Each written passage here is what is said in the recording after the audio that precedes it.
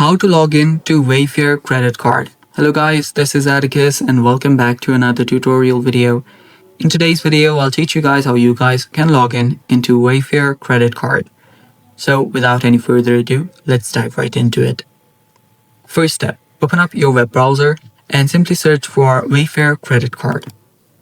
After you search for that, you can head over to their official website or just add a login button right here. Login letter right here, and you'll find the login page directly.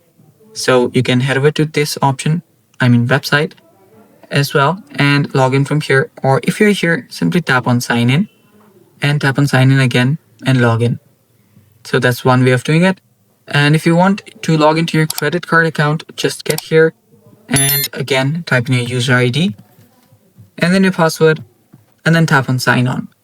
And now you can log in into your Wayfair credit card account. And that's how easy it is. Thanks for watching guys. Stay tuned for more and bye-bye. Take care.